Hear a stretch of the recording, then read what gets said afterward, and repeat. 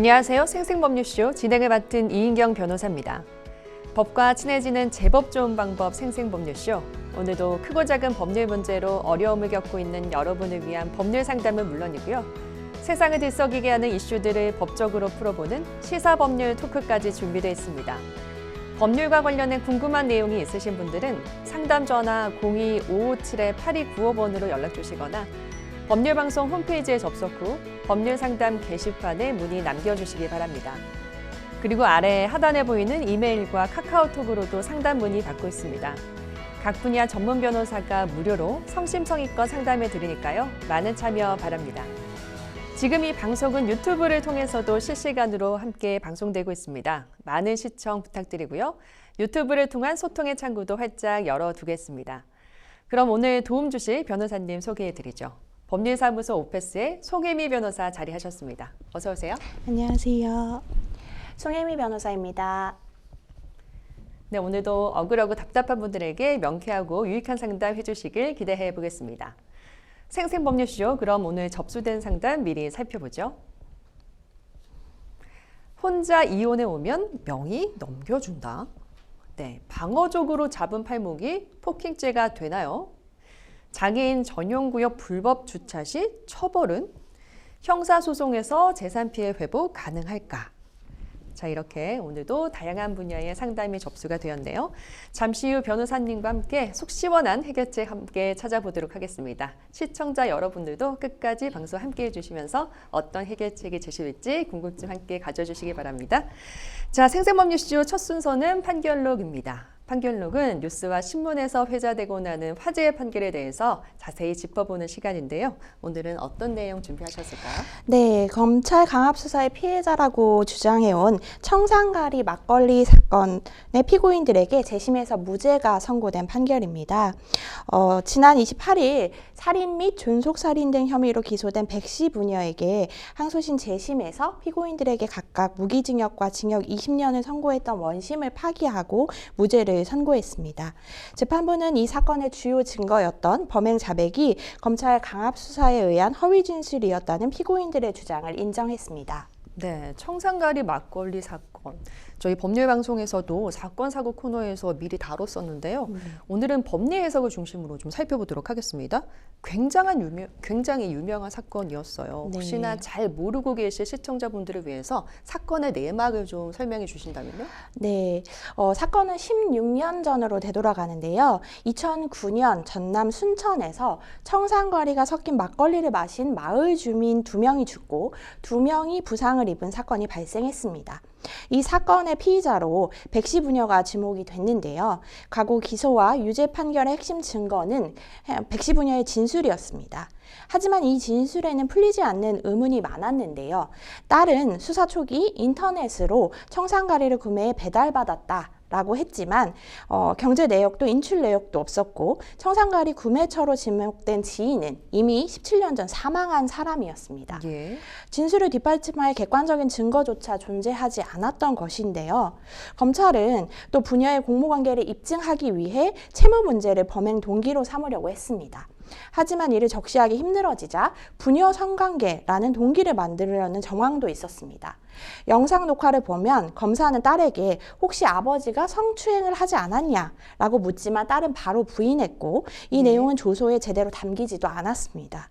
청산가리 막걸리 살인사건 재심 항소심에서 무죄를 이끌어낸 박준현 변호사는 아무리 부인해도 결론은 정해져 있다는 식의 수사였다며 윽박지르고 상대의 말을 들으려고 하지 않는 게 너무 황당하다고도 꼬집었습니다.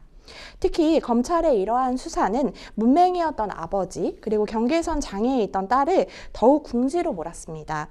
박준현 변호사는 영상을 보면 검사의 질문을 이해도 못하고 있는데 수사관들의 말이 너무 빠르고 그들에게 법정 언어는 외계 언어로 들릴 수밖에 없었다고 했습니다. 또 이어서 사법 절차에서 돈을 떠나 언어가 없다면 약자가 될 수밖에 없는데 그걸 영상을 통해 확인할 수 있었다라고도 했습니다. 네, 그러니까 범행 상황을 좀 알 수 있는 진술은 있었지만 그 객관적인 증거들이 없었는데도 불구하고 이렇게 이제 유죄가 선고가 됐었던 사건이었고요. 아마 수사 과정이 녹화가 됐나 봅니다. 이제 네. 예, 그 과정에서 어떤 이런 문제점이 있었다라는 것도 이제 드러나게 됐는데요. 당시 1심은 진술의 신빙성 문제 등으로 무죄를 판결했습니다. 그러니까 그 진술이 얼만큼 믿을 수 있냐라고 봤을 때 좀 믿을 수 없다 이렇게 본 것이었죠. 네. 그런데 2심은 이를 뒤집어서 중형을 선고를 했고 대법원에서 이제 판결이 확정이 됐다고요? 네, 백시 부녀는 2010년 2월 1심에서는 무죄를 말씀하신 것처럼 선고받았습니다. 그러나 2011년 2월 항소심 재판부가 판단을 뒤집고 백시 부녀 중 A씨에게는, 그러니까 아버지죠. 아버지에게는 무기징역을, 그리고 딸에게는 징역 20년을 각각 선고했습니다. 그러나 이듬해 3월 대법원에서 판결이 그대로 확정이 되면서 이들의 혐의가 있는 것으로 인정이 되는 것처럼 보였습니다. 하지만 이제 핵심 증거였던 청산거리가 막걸리에서는 검출이 됐지만 사건 현장 등에서는 발견되지 않았고, 아울러서 청산거리를 넣었다던 플라스틱 숟가락에서도 성분이 나오지 않으면서 판결 이후에도 논란은 계속해서 이어졌습니다. 네, 이 부녀는 대법원 판결 10년 뒤인 2022년 1월 이 검사가 유죄 진술을 유도했다면서 재심을 청구를 했는데요. 사건 발생 무려 16년 만에 무죄 판결을 받게 됐습니다. 재판부의 판결 자세히 살펴볼까요? 네, 이제 청산가리 막걸리 살인 사건 재심 판결문을 살펴보면 이제 판결문에서 판결문이 무려 126쪽이나 되는데요. 예. 검사의 위법한 수사 방식을 상세하게 짚고 있습니다. 재판부는 사실 이 혐의 자체가 살인과 존속 살해라는 굉장히 중형이 내려질 수 있는, 실제로도 무기징역과 징역 20년이 각각 확정이 됐었는데요.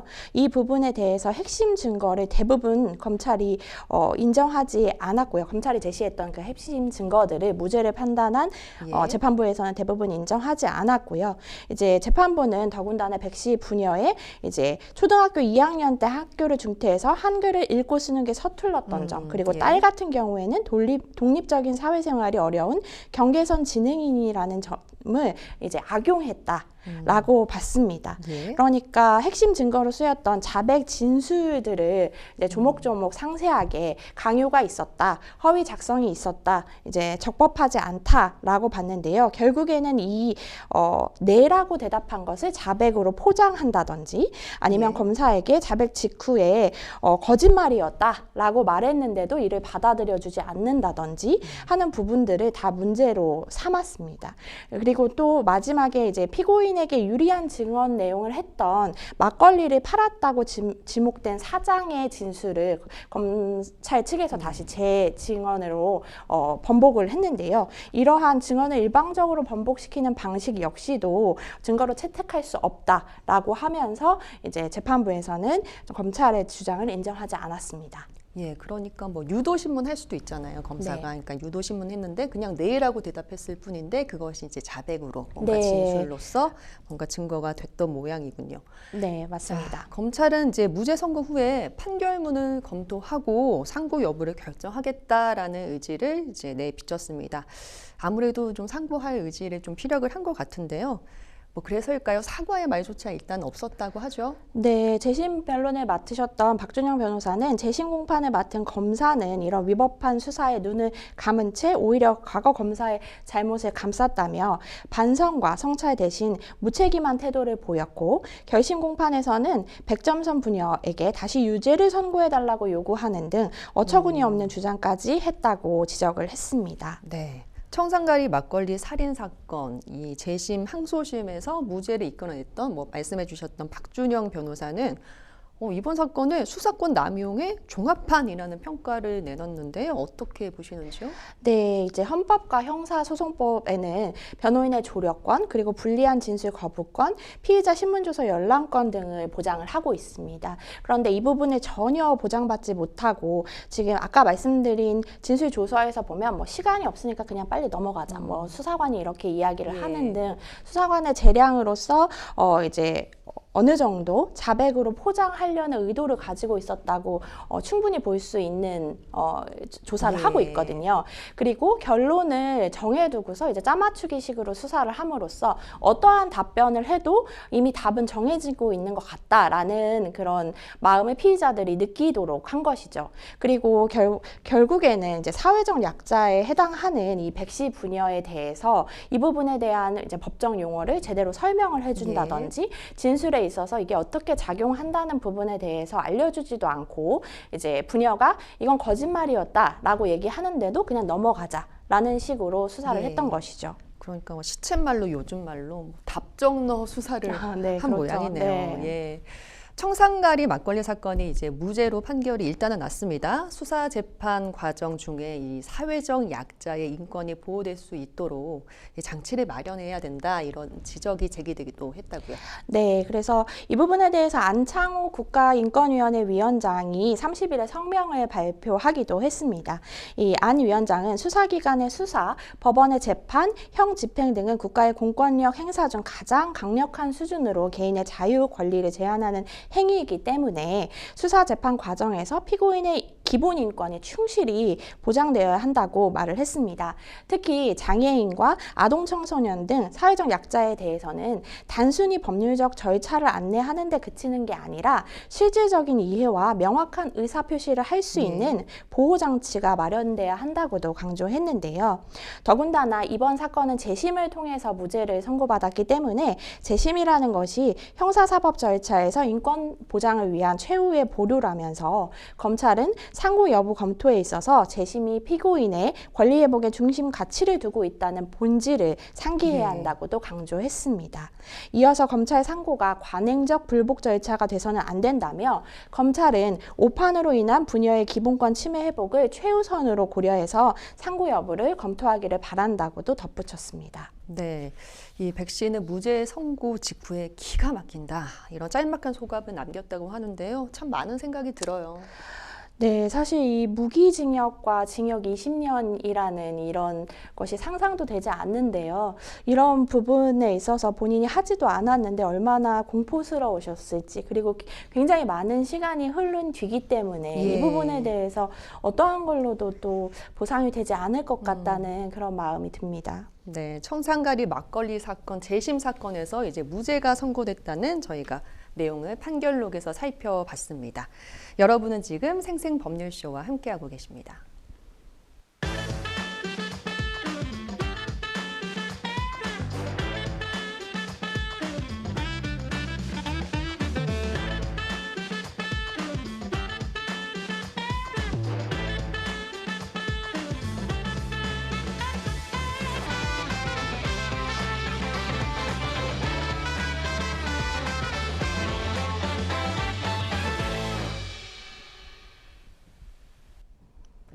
지금부터는 생생법률쇼가 자랑하는 성심성의의 무료의 법률 상담 시작해 보도록 하겠습니다. 전화 상담부터 시작해 볼까 하는데요.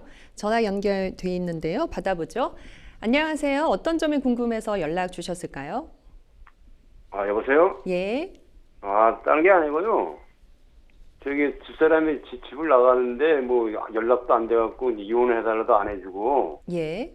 그리고 제가 산 지는 한 재혼으로 만나가지고 한 8, 9년 정도 살았어요. 네. 근데 이제 맨 처음에는 제가 차를 3번 바꿔주면서 차를 마지막으로 하나 사주고, 예. 그리고 이제 그 예전에 있던 집을 팔아가지고 여기다 이제 집을 조그만 걸 그 사람 명의로 다 차도 명의로 다 해줬어요. 예. 그런데 이제 올해 들어 이제 집에 오는 것도 느려지고 그래서 내가 전화로 막 욕을 했어요. 예. 그랬더니 뭐라고 하냐면 이제 내가 그랬어요. 그럼 차 하나 가져가고 나를 등기 명예를 나한테 넘겨주고 이혼하자 그랬더니 예. 내가 왜 그렇게 해야 되냐 그러더라고. 내가 뭐가 아쉬워서 그러냐고 무시로. 그리고 이제 나더러 이혼을 하고 다 해놓고 나서 도장 찍은 다음에 그 집을 넘겨주겠다 그런 식으로 본인은 얘기하고, 그리고 이제 아직 안 오는 거죠. 나가고 한 6개월 됐나? 이제 7개월째 들어가나 그래요. 그래서 이걸 어떻게 되돌릴 방법이 없나 하고 이제 답답해갖고 여기저기 전화하다 어떻게 연결이 됐어요, 지금요. 예, 그러시니까 재혼을 하셨다고 했는데 뭐 예. 재혼 과정에서는 뭐 순탄하게 재혼을 잘 하셨던 건지 아니면 그렇죠. 뭐, 그러니까 예. 그분이 직업이 목욕탕에서 종사해요. 예. 패밀리 직업 정도로 해갖고. 예. 근데 걸어서도 한 5분, 10분 정도 되는데, 같이 살 때부터 이제 목욕탕에서 일을 많이 하기 때문에 집에 이제 쉬는 날만 한 번씩 오고 그랬댔걸랑요? 예. 그래갖고 이제 지방으로 이사 오면 주로 집을 산 뒤로부터도 맨 지방만 다니고 이제 일주일에 한 번 올까, 열흘에 한 번 올까 그러는 거요. 그러다가 이제 예. 내가 전화로 이제 그렇게 하려면 이제 뭐 정리하고 살아야 될 거 아니냐. 내가 이렇게 맨날 내가 그러려고 좋은 차를 바꿔주고 집도 명예를 해주냐 그러니까는 뭐 내가 왜 그래야 되니 그런 소리 하고 뭐 이혼 다 한 다음에 집을 넘겨줄까 하고 그리고 나가갖고 내가 문자를 넣고 뭐해도 연락도 안 되고 문자도 받지도 않고 연락도 안 오고 지금 그래요. 제가 연락을 한 3번, 4번 해봤어요. 예. 근데 전화를 안 받아가지고 이걸 어떻게 해야 되나 하고 하도 답답한 마음에 이제 지구대도 찾아가서 이거 아줌마 좀 찾아달라고 그랬더니 그래 사람들은 그거 찾는 게 아니라고 그러더라고. 예, 그렇다면 그렇게 일단은 지금 재혼을 하셨다고 했는데 네. 재혼을 하셨다는 얘기는 이제 혼인 신고가 법적으로 돼 계신 상태라는 말이시죠? 예, 이 집을 예. 사기 전에 예. 집을 계약을 가두로 먼저 할 때게 그러고 나서 이게 이제 등기 전 넘기기 직전에 이제 한 달 전에 딱 한 달 하루 만에 혼인신고를 했더라니까요.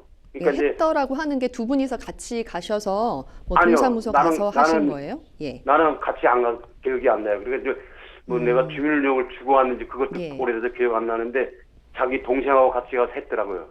그러니까 혼자서 가서 이제 아내분이 이제 혼인 네. 신고를 마치시면서 이제 재혼이 이제 법적인 혼인 단계로 이제 넘어가 있는 상태인 것 같은데 지금 지금 예. 등본을 띄워보니까 혼인이 돼 있어요.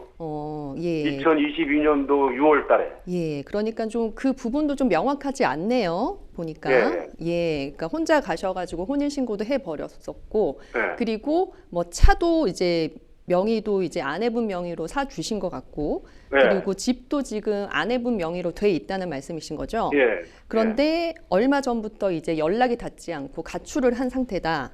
예. 예, 상황이 지금 제가 정리한 게 맞을까요? 예, 맞아요. 예, 그래서 지금 뭐 현실적으로 좀 이혼이나 아니면 이 지금 등기가 넘어가 있는 부분은 어떻게 좀 찾을 수 있을까 이런 부분이 좀 고민이 되실 것 그렇죠, 같아요. 예. 이혼을 떠나서 예, 나는 이거 집만 나한테 넘겨주면은 이혼을 해주고 집을 안 넘겨줄 경우에는 이제 내가 이혼을 안 해주죠. 그냥 죽을 때까지 난 여기서 살아야 되니까. 예, 예. 그러니까 근데 여주에 예. 집이 또 제 명의로 하나 돼 있는 게 있어요. 네, 근데 이제 그것까지 노려보고 이제 사람들이 이제 내 동생이 그렇게 이제 있을 거니까 오빠 그 집을 팔아갖고 처리해라 일단은. 그리고 오빠 그냥 여기서 오빠가 사줬으니까 여기서 아주머니가 안 들어오든 간에 관련 없이 그냥 오래 살다가 여기서 죽으라는 거지 이제 쉽게 말해 나이도 많으니까. 예. 지금 그렇게 하려고 하는데 동생도 전화해서 문자에도 안 받고 내가 전화해도 안 받고. 아무튼 지금은 좀 연락이 좀 쉽게 닿지는 않는 상황이시고요. 예. 예, 그래서 지금 혼인 신고의 법적인 어떤 효력이 지금 어떻게 될지도 조금 살펴봐야 될 것 같고요. 이 재산 네. 문제를 좀 어떻게 정리하면 좋을지, 법적인 네. 해결 가능성이 있을지, 현실적으로 좀 어떤 절차를 좀 거쳐야 될지 옆에 네. 송혜미 변호사님 나와 계시는데요. 자세한 상담 네. 받아보겠습니다. 네, 안녕하세요. 저는 송혜미 변호사입니다. 예. 네네. 지금 원하시는 게 뭐 이혼은 하실 건데 지금 이 7천만 원짜리 빌라 명의만 좀 가져오고 싶다라는 네. 말씀이신 거죠? 네. 그걸 해달라고 하니까 내가 왜 그래야 되느냐 그렇게 하고 이제 전화가 끊어졌어요. 그래서 내가 그 다음에 내가 이제 전화해도 안 받으니까 내가 전화로 욕을 많이 했어요. 심한 욕도 하고. 네. 그랬는데 이제 올 그러니까 4월 달인가? 네.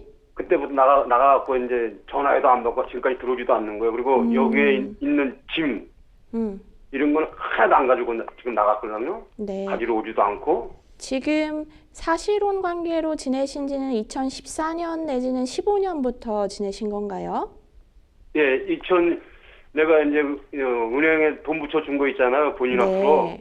그걸 띄우니까 2016년에 첫 농협으로 보내줬더라고. 2016년에 생활비 쪽으로 보내셨어요? 아니죠, 그냥 그냥 생활비가 아니고 이제 뭐 어머니가 이제 요양원에 계시니까 요양비로 이제 그런 식으로 보낸 것 같아요. 어떻게 됐든 간에. 대략 그게 어느 정도 보내셨어요? 매달 보내셨어요? 아, 총 한 달 건너뛸 때도 있고 2달 건너뛰는데 차 사는 것까지 내가 다 뽑아봐서 내가 계산을 해봤거든요. 대강이요. 네. 1억 한 5천 정도 되더라고. 1억 5천 정도 되는데 뭐 매달 이렇게 정확하게 급여처럼 그런 건 아니지만 비교적 정기적으로 이제 보내셨고 대략 금액은 어느 정도 선으로 보내셨어요? 다 매달 같지는 않겠지만 뭐. 그 보통 이제 100만 원, 150만 원 그 정도 되고 그리고 이제 차를 3번을 바꿔줄 때에는 네. 다 현찰로 사줬는데 조그만 차를 사니까 이제 빙판길에 좀 못 다닌다 그래서 또 산타페로 바꿔줬어요. 지금 아반떼에서 산타페. 그래서 마지막으로 나는 이제 같이 놀러도 좀 다니고 이제 캠핑도 좀 다니고 하려고 팰리세이드 나올 때에 5,400 풀 옵션을 빼줬어요. 그게 언제예요? 그게 차가 지금 팰리세이드 처음 나왔을 때 뺐으니까 한 4, 5년 됐겠죠? 4, 5년? 2000년 정도? 네. 2020년 정도? 내가 일로 이사와도 지금 산 지가 3년째 들어가는데 2년 전에 한 5년 정도 잡으면 될 것 같아요. 네. 그러면 2016년부터 이제 사실혼 관계로 실제로 뭐 같이 집에서 거주한 건 며칠이 안 될 것 같다라고 하셨지만 어쨌든 이제 뭐 이런 100만 원, 150도 보내고 인식상으로는 이 사람이랑 같이 뭐 예를 들면 주말부부다 뭐 이런 느낌으로 사셨다는 이야기신 것 같은데 이렇게 했을 때 주변 사람들이 두 분을 부부로 인식했나요? 부를 때 뭐 너희 아내는 너희 남편은 뭐 이런 식으로. 그렇죠. 주변 사람들이 이제 이사 올 때도 여기 사람들이하고 이제 얘기도 하고 이제 그리고 일주일만 한 번씩 오면 얘기도 하고 근데 이제 하도 안 오니까 아줌마들이 이제 네네. 왜 안 오냐고 그러니까. 그러면 뭐 가족 행사 같은 거, 뭐 누구 결혼식, 조카 결혼식이다 그걸 제가 말씀드리자면은 그 집 아들이 큰 아들하고 딸이 있어요. 네. 근데 이제 사이가 나한테 예전에 이제 살고 한 2, 3년 됐나? 근데 뭐라고 하냐면 이제 나한테 이제 뭐 아저씨도 아줌마도 그런 걸 떠나서 이제 우리 어머니 이제 나달라 그러더라고. 그래서 내가 했다, 내가 왜 가락에도 안 가는데 그러고 이제 막 욕을 하고 큰 최영이라는 사람이 있었어요. 네. 그분한테 제가 전화해갖고 막 뭐라고 했죠. 그랬더니 이제 목욕탕에서 일하다 말고 막 시간도 안 됐는데 나한테 쫓아와서 그때 내가 집에 있었어요. 다리 무릎이 아파갖고. 그때 막 울면 싫어 내가 잘못했다고 막 그렇게까지 하고 이제 그렇게 덮어두고 내가 살았어요 이때까지. 네, 그러니까 결혼식에는 참석을 못 하셨어요? 아드님 결혼식에? 아들 결혼식 때는 내가 이제 술을 좀 좋아하니까 뭐라 하면은 혹시 좀 그럴까봐 오지 말라 그러더라고. 그래서 혼주로서 참석을 못 하셨다는 거죠. 그리고 이제 결혼식을 했는데 어느 날이라는 건 뭐 대충 아는데. 나한테 결혼식에 했다는 얘기도 안 하는데 갑자기 카톡에 사진이 찍은 게 올라왔더라고. 네네. 그래서 내가 이제 결혼한 줄 알았어요. 나중에 내가 알아보니까 이제 결혼식 했다 그러더라고. 네, 상대방 아드님 결혼식은 알겠어요. 그러면 다른 가족 행사 있잖아요. 그거는 참석 아무것도 안 했어요. 참석 아무것도 안 했어요? 네, 어디로 오라, 자기가 가족 행사, 형부 생일이나 어디를 자기 본인이 갔겠지만은 나는 한 번도 안 가고 그리고 이제 시간이 있을 때 본인 어머니 산소 낙골당인가 거기 한 번 간 적이 있고 그 외에는 이제 같이 놀러 간 거는 한 번인가 무슨 바닷가 한 번 가고 아무것도 없어요. 그리고 사진 하나 찍자 가니까는 사진빨이 안 나온다 안 찍고. 그러면 주변 사람들이 아까 누구 아내 누구 남편으로 인식했다 하셨잖아요. 네. 그거를 증빙할 만한 문자나 뭐 그런 건 있으세요?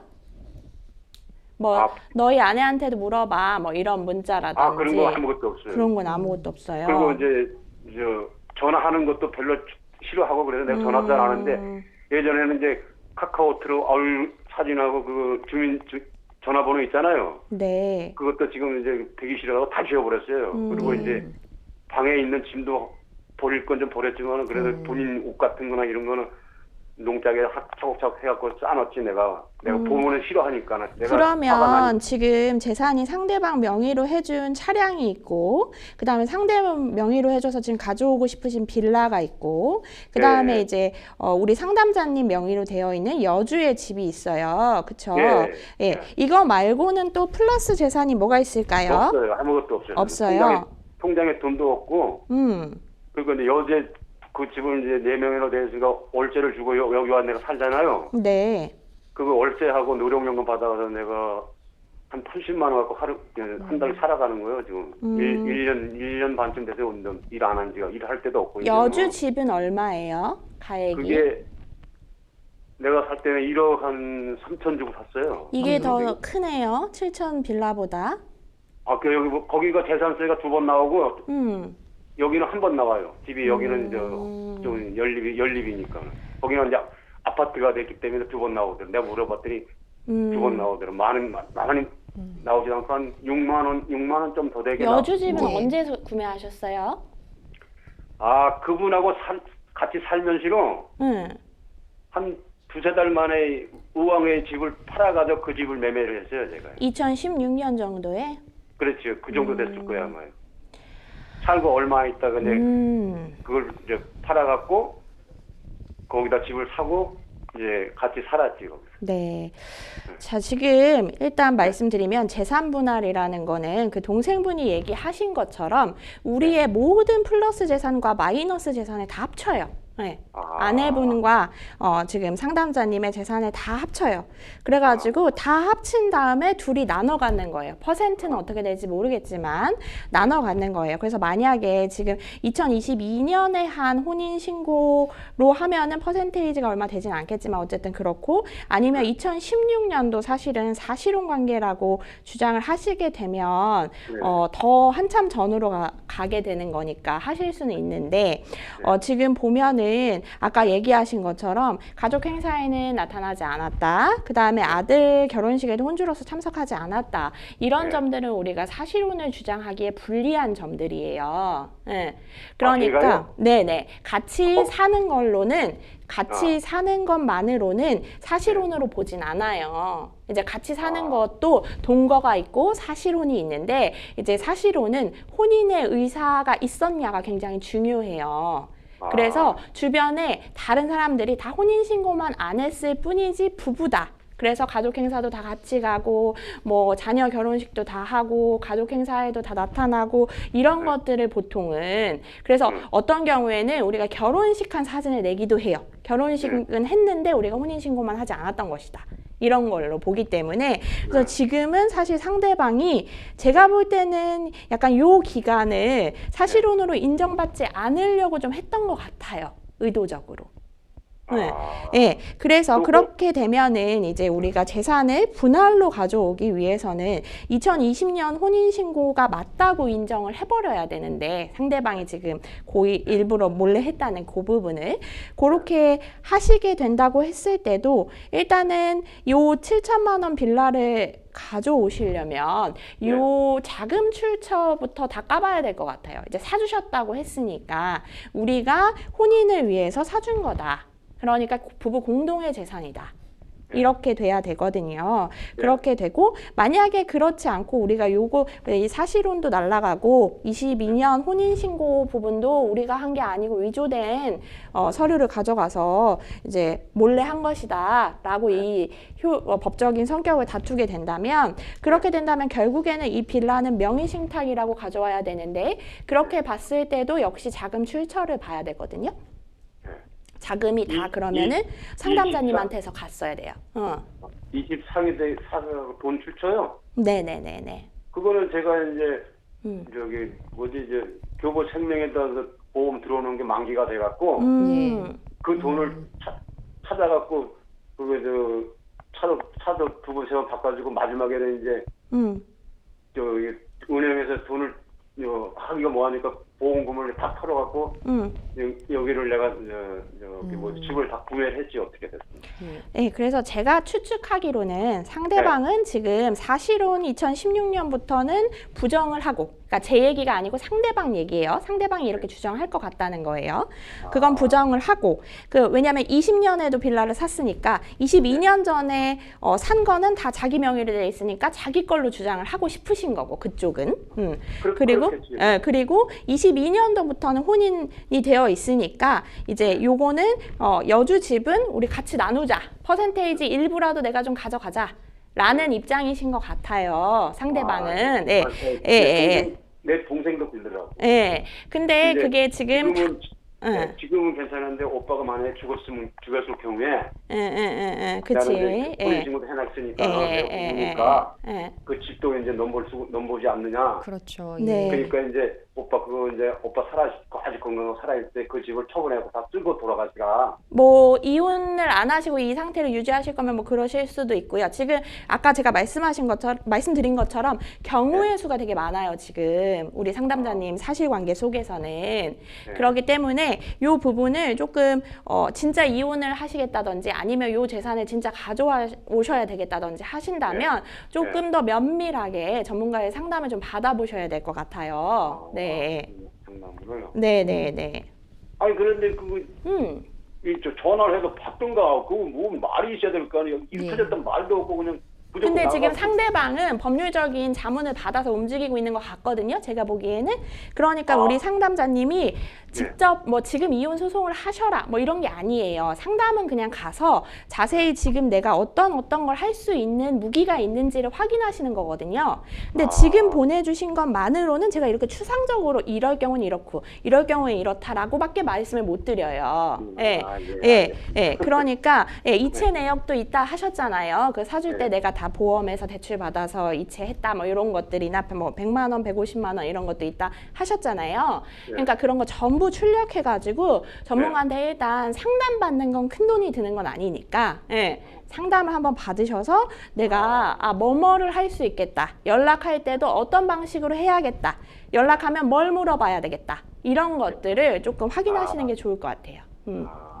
그러면 이제 그거를 이제 그 띄워놓은 영수증을 제가 갖고 있으니까는 그거는 이제 아직은 이제 버리지 않고 그냥 갖고 있어요, 제가요. 네, 그러니까 그걸 가지고 한번 변호사한테 이제 전문적으로 이제 상담을 좀 받으셔서 구체적으로 그럼 내가 어떻게 할지에 대해서 좀 정하시는 게 좋을 것 같아요.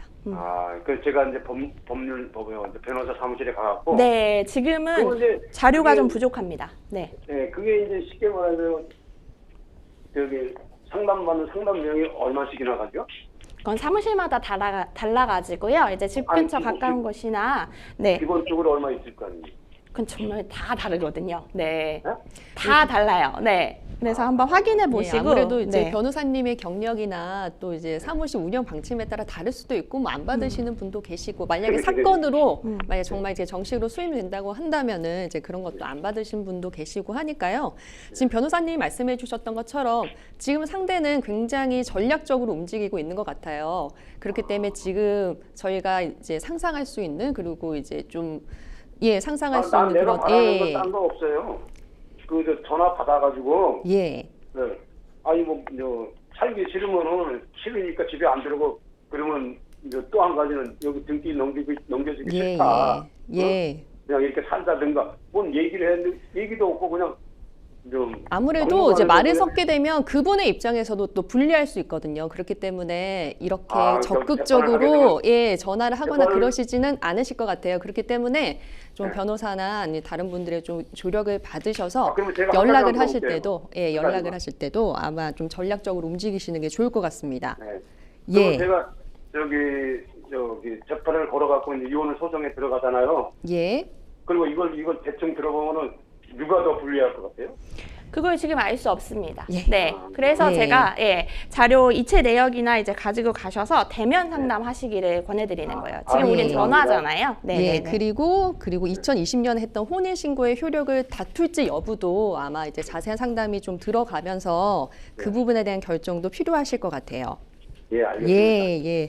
예, 오늘 고맙- 그 상담하시면서 저희한테 들었던 내용들 가지고 네. 또 면밀한 상담 한번 진행해 보시면서 예. 사건 잘 진행해 이제 나가시기를 저희가 기원하겠습니다. 전화 네, 상담 여기서 마무리할게요. 예, 감사합니다. 예. 네, 오늘 변호사님 다양한 방안들을 좀 제시해 주셨는데요. 상담자님께서 꼭 잊지 말고 기억해야 될 부분이 있다면 짧게 정리를 해 주시죠. 네, 지금 상대방은 어쨌든 법률적 자문을 받아서 그대로 움직이고 있는 느낌이 들어서요. 우리 상담자분도 일단은 어떤 방식으로 본인의 주장을 할 건지부터 정하셔야 될 것 같습니다. 예. 그래서 뭐 사실혼을 할 거냐, 아니면 법률혼을 인정할 거냐, 아니면 예. 법률혼 무효를 다툴 거냐, 뭐 그 방법부터 정해져야 이제 연락을 하시고 대화를 소통하시는데 입장의 일관성을 유지할 수 있기 때문에 그 부분부터 정할 수 있도록 상담을 받으시기를 바랍니다. 네, 자 이렇게 저희가 전화 상담 받아봤고요. 여러분은 지금 생생법률쇼와 함께하고 계십니다.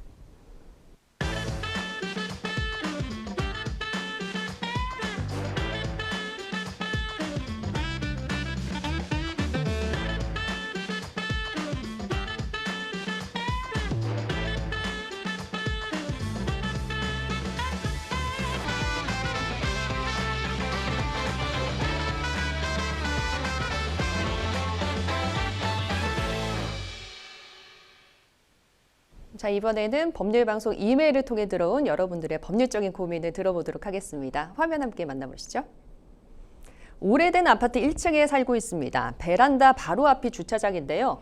같은 차 한 대가 며칠 동안 출발하기 전에 시동을 걸어놓고 최대 30분간 공회전만 하고 있어요. 결국 어머니가 나가셔서 왜 자꾸 시동만 걸어놓느냐고 했더니 예열하는 중이라고 했다네요.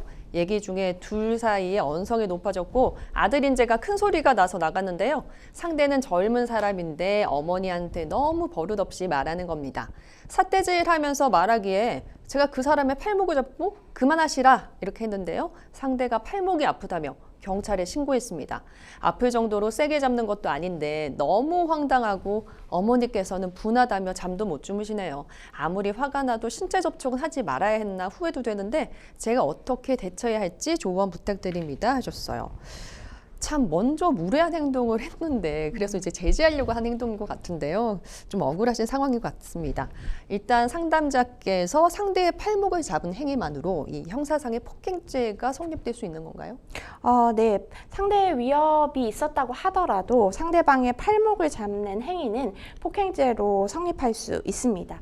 이제 법원에서 정의하고 있는 폭행은 타인의 신체에 불법적인 유형력, 그러니까 물리적인 힘이라고 볼 수 있는데요. 이런 유형력을 행사하는 것을 폭넓게 해석하고 있습니다. 그래서 단순히 손목을 잡는 행위만으로도 폭행죄가 성립된 사례들이 있습니다. 네, 그렇군요. 이 상대가 팔이 아프다면서 신고했지만 뭐 실제 상처나 진단서가 없는 경우에는 뭐 처벌이 될 수 있습니까? 지금 폭행죄와 상해죄를 나눠서 생각을 해보실 수 예. 있을 것 같은데요. 우리 상담자님이 진단서라고 이야기하시는 부분은 보통 우리가 상해 진단서라고 얘기를 해서 뭐 이제 3주 정도 넘어가는 상해 진단서를 발급받아서 제출하는 경우에 최초 폭행으로 신고가 됐어도 상해죄로 적용될 수 있기 때문에 예. 그런 부분을 생각하시는 것 같습니다. 그래서 폭행죄 같은 경우에는 상해죄와 달리 진단서가 없다 하더라도 이제 멱살을 잡거나 팔목을 잡거나 아니면 손을 뿌리치는 행위, 뭐 이런 행위들이 전부 인정이 될 수 있습니다. 예. 어머니에게 이제 무례하게 구는 행동을 이제 제지하기 위해서 이제 팔목을 잡았던 것인데요. 이 부분이 뭐 정당 행위나 뭐 나아가서는 정당 방위로 인정될 수 있을까요? 사실 우리나라는 정당방위나 정당 행위에 대해서 인정하는 것이 굉장히 까다롭고 잘 인정이 되지 않는 편이기는 한데요. 정당 행위가 인정되기 위한 요건에는 불법적인 침해가 있어야 하고 방위의 필요성이 있어야 하며 방위의 상당성이 있어야 합니다. 그런데 보통 이제 우리는 불법적인 침해와 방위의 필요성만을 생각을 해서 이것은 정당 방위다 라고 이야기를 많이 하시는데요. 네. 결국 방위의 상당성을 넘어서지 잘 못합니다. 그러니까 이 정도의 침해가 들어왔을 때 어느 정도 선으로 방어를 하는 것이 정당 예. 방위냐, 정당 행위냐라는 것인데 보통은 이제 그 정도의 행동을 하지 않았어도 방어할 수 있었다라고 보인다라고 해서 정당 방위나 정당 행위를 잘 인정하고 있지 않습니다. 네, 그러니까 현실적으로는 정말 급박하고 위협적인 네. 것이 아닌 이상에는 네. 정당 행위나 정당 방위를 인정받기가 어려운 거군요. 뭐 앞선 질문과 좀 비슷한 맥락이긴 한데요. 상담자가 경찰 조사에서 이제 어머니를 보호하려고 했다라는 이제 진술을 한다면 이제 조금이라도 좀 참작이 되거나 유리하게 작용이 될 수 있을까요? 사실 유무죄를 물어보시는 거라면 예. 사실은 팔을 뿌리쳤다는 행위가 있는 이상은 뭐 이게 어머님을 도와드리려고 했다는 것이 무죄로 작용하지는 않을 것 같습니다. 예. 네, 그런데 다만 이제 처벌을 경하게, 그러니까 나는 기소유예를 받고 싶다든지 뭐 벌금이라고 치면 벌금의 금액을 좀 줄이고 싶다든지 예. 라는 하는 취지라면 그렇다면 유리하게 작용할 수 있을 것 같습니다. 예. 뭐 상대가 어머니에게 이제 버릇 없이 말하거나 이제 삿대질한 행위에 대해서는 그러면 뭐 어떻게 좀 법적으로 대응할 수 있을까요? 네, 버릇없게 말한 거, 그러니까 폭언 자체로는 예. 우리가 이제 아직까지 형법에서 모든 폭언에 대해서 처벌을 할 수 있는 건 아니다 보니까 모욕죄로 의율할 수 있는 뭔가 욕설이 있었다든지 아니면 좀 모욕의 그런 수위에 상응할 수 있는 어떤 과격한 말이 있었다든지 아니면은 뭐 협박이라고 볼 수 있는 뭐 죽여버리겠다든지 뭐 이런 얘기가 있었다면 그 부분은 또 협박죄나 모욕죄로 고소를 하실 수 있을 것 같고요. 예. 삿대질한 행위 같은 경우에도 이제 경우에 따라서는 이제 폭행으로 볼 수가 있습니다. 그러니까 얼마나 가까이에서 어떤 정도의 액션으로 삿대질을 했는지 여부에 따라서 예. 폭행이 될 수도 있기 때문에 그 부분에 대해서는 이제 우리 상담자님도 어머니가 이제 고소인으로 해서 이제 예. 상대방을 고소하실 수도 있을 것 같습니다. 그렇군요. 그러니까 삿대질한 행위에 있어서는 막 굉장히 가까이에서 네. 정말 위협적으로 했다면 그것도 네. 이제 폭행에 그쵸. 이제 해당할 네. 수 있겠군요. 자, 아파트 1층에 이제 거주하시는 분들 같은 경우에는 이제 공회전 차량 때문에 좀 피해를 본 적이 있으실 텐데요. 이 장시간 공회전 차량으로 인해서 매연이나 소음 피해를 이제 겪고 있다면은 뭐 상대에게 좀 공회전을 좀 하지 말아달라라고 얘기할 수 있을 만한 법적인 근거가 있을까요? 이제 과태료 처분을 각 지자체별로 기준을 두고 하고 있습니다. 그래서 공회전의 처벌은 이제 지자체별로 제한 시간이나 기온 예외에 따라서 다들 다르게 규정을 두고 있는데요. 이 부분에 대해서 서울 같은 경우에는 기본 2분, 기온 5도씨 미만 또는 25도씨 이상이면 5분 초과시에 단속이 될 수 있습니다. 네, 공회전 차량 때문에 이제 시비가 붙어서 폭행죄로 이렇게 좀 고소를 당하시게 된 분의 사연을 저희가 만나봤습니다. 자, 계속해서 이메일 상담 계속 만나볼 텐데요. 화면으로 함께 만나보시겠습니다. 아파트에 주차 공간이 많지 않아서 항상 고생하고 있습니다. 지상에는 장애인 전용 구역, 지하에는 전기차 충전 구역 자리가 있긴 한데요. 가끔 일반 차량이 주차한 모습을 보곤 합니다. 아니, 이런 공간에 주차해도 되는 건가요? 만약 신고하면 어떤 처분이 내려지는지 궁금합니다 하셨어요. 장애인 전용 주차구역에 주차하거나 이제 공간을 막으면은 과태료가 부과됩니까? 네. 이 장애인, 노인, 임산부 등의 편의 증진 보장에 관한 법률에 명시가 되어 있는데요. 이제 장애인 주차 구역은 법적 보호 구역입니다. 그렇기 때문에 이제 위반 시에 강력한 과태료 처분이 내려지는데요. 전용 주차 구역에 불법으로 주차했을 경우에는 과태료가 10만 원. 이제 예. 표지를 미부착한 차가 주차했을 경우에도 과태료가 10만 원. 예. 그리고 표지를 위조 변조하거나 부정으로 사용했을 때는 과태료가 200만 원이 네. 부과되게 됩니다. 그렇군요. 그러니까 10만 원 이상의 과태료는 이제 부과된다고 봐야 되겠네요. 네. 이중 주차 해놓은 차를 이제 다른 사람이 옮겨서 내가 원치 않았는데 예, 장애인 전용 주차 구역에 막은 경우에도 뭐 그 경우에도 이제 과태료가 부과될 수 있는 겁니까?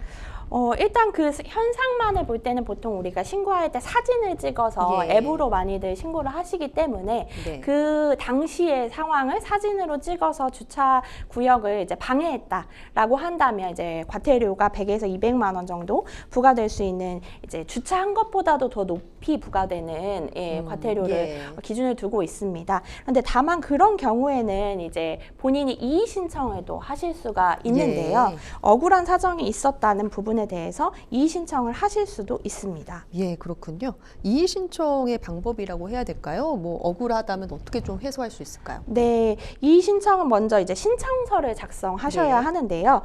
실제로 이제 신청서에는 신청자의 개인정보와 함께 사유를 작성해야 됩니다. 아까 말씀해 주신 것 같이 이제 과태료가 나는 잘못 부과된 것 같다. 나는 네. 억울한 사정이 있다. 라는 부분에 대해서 구체적으로 기술을 하셔야 되는데요.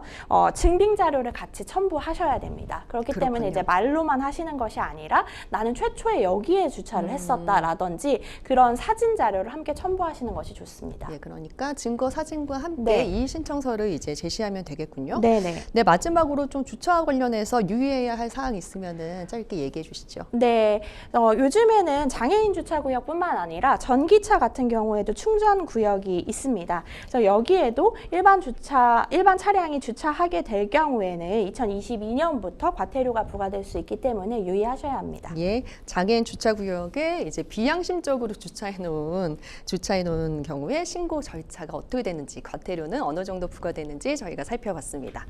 네, 다음 이메일 사연도 저희가 만나보도록 하겠습니다. 화면으로 준비했습니다. 보시죠. 오랜 기간 알고 지낸 친구가 저에게 함께 사업을 하자며 투자를 제안한 적이 있습니다. 믿고 투자를 했는데 알고 보니 실체도 없는 사업이었고 제 돈은 돌려받지 못했습니다. 저는 1년 전 이 친구를 사기죄로 고소했고 현재 친구의 형사재판이 진행되고 있습니다. 그 돈을 다시 돌려받아야 하는데 제가 지금 당장 여력이 없어서 민사소송은 엄두도 못 내고 있는데요. 제가 받은 재산 피해를 회복할 수 있는 다른 방법이 없을까요? 사기당한 총액이 5천만 원입니다. 근데 친구는 일단은 한 푼도 편취한 적이 없다 주장하는데 이렇게 주장이 엇갈려도 배상받을 수 있을까요? 하셨습니다. 자, 형사재판에서 피해 입은 재산을 돌려받을 수 있습니까? 네, 소송 촉진 등에 관한 특례법 제25조에 규정이 되어 있는데요. 배상명령 제도라는 것을 활용하면 가능하십니다. 예. 피고인의 범죄 행위로 인해서 경제적인 피해를 입은 피해자가 별도의 민사소송을 거치지 않고 피고인의 형사재판을 통해 신속하게 손해배상을 받을 수 있도록 하는 제도입니다. 배상명령은 민사소송에서 요구하는 인지대 등의 비용이 들지 않고 형사재판의 선고와 함께 결정되기 때문에 비교적 신속하게 피해 구제를 받을 수 있다는 장점이 있습니다. 네, 지금 사연 주신 분이 당장 여력이 없어서 민사소송 제기할 돈이 없다 이렇게 말씀하셨는데 이제 이 형사재판 안에서 네. 이제 배상명령을 청구할 수 있나 보네요.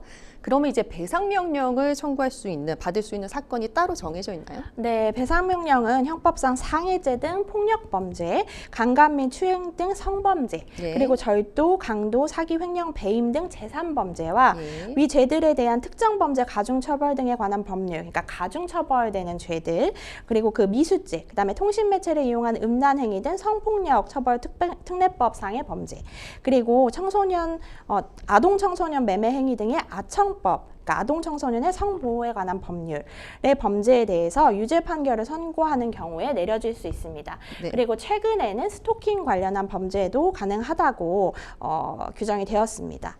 예, 그러니까 크게는 이제 폭력, 성폭력 그리고 이제 재산범죄 네. 관련해서는 이제 배상명령을 신청할 수 있네요. 자, 배상명령 그럼 어떤 절차로서 신청하면 됩니까? 네. 배상명령은 사실은 궁금하신 분들이 이제 뭐 고소 당시에 수사 시에도 할 수 예. 있냐 이런 부분들을 문의를 주시는데요. 이제 형사 재판 시에 가능한 제도입니다. 그렇기 때문에 1심 또는 2심의 공판의 변론이 종결될 때까지 사건이 계속된 법원에 배상 신청서 그리고 상대방 피고인 수만큼의 배상 신청서 부본 및 필요한 증거 서류를 제출해서 피해 배상을 신청하실 수 있습니다. 그래서 법원은 직권 또는 범죄 피해자나 그 상속인의 신청에 따라 배상 명령을 할 수 있고 만약 피해자가 사망한 경우라도 배상 명령을 할 수 있습니다. 네, 그러니까 사연에서는 지금 형사재판이 진행 중이니까 이제 신청이 가능한 상황인 네. 것이죠. 이렇게 지금 상대는 무죄를 주장하고 있는 것 같아요. 한 푼도 편취한 적이 없다라고 주장을 하고 있는데요. 이렇게 주장이 엇갈려도 배상명령 가능합니까? 아닙니다. 이렇게 주장이 엇갈리는 경우나 범죄 피해 금액이 배상명령 신청한 금액이 뭔가 조금 인정되기 다 어렵다라거나 예. 이제 상대방이 적극적으로 금액을 다투고 있어서 그 금액을 확정짓기가 어렵다라고 하는 경우에는 배상명령을 할 수가 없습니다. 그래서 피고인의 편취 금액에 대해서 다투고 있는 우리 사연 같은 경우에는 예. 방어권 보장을 위해서 민사소송을 따로 제기해서 법원의 판단을 받으셔야 됩니다. 그렇군요. 만약에 이제 법원에서 배상 명령이 내리게 되면은 어떤 효과가 있는 건가요? 확정된 배상 명령이나 가집행 선고가 있는 경우에는 이제 민사집행법에 따른 강제 집행에 관해서 집행력 있는 민사 판결과 동일한 효력이 있습니다. 그렇군요. 만약에 상담자에게 마지막으로 조언 한 말씀 해주신다면요? 우리 상담자분께서는 상대방이 무죄를 다투고 있기 때문에 네. 아마도 민사소송을 하셔야 될 것 같습니다. 네, 민사소송은 해당 범죄가 발생한 일로부터 3년 이내에 제기하지 않으면 예. 소멸시효가 진행되기 때문에 그 부분에 대해서 유의하셔야 합니다. 예, 그러니까 이렇게 주장이 엇갈리고 이제 편지 금액에 대해서도 이제 뭔가의 이제 방어권 보장을 위해서 네. 필요한 부분이 있기 때문에 현재로서는 조금 네, 배상 명령의 맞습니다. 신청이 좀 어렵다라는 말씀 드릴 수 있었고요. 그렇기 때문에 이제 민사 소송은 그래도 불법 행위일로부터 안날로부터 이제 3년 안에는 제기하셔야 네. 되니까 그 부분도 잘 챙겨서 이제 대응하시기 바랍니다. 자, 생생법률쇼 오늘도 마칠 시간이 다 됐습니다. 오늘 함께해 주신 송혜미 변호사님 너무 고맙습니다. 네, 법률 상담 참여 방법 자세하게 다시 한번 알려드리겠습니다. 상담 전화 02-557-8295번으로 전화 주시거나 법률방송 홈페이지에 접속 후 법률 상담 게시판에 문의 남겨주시면 됩니다.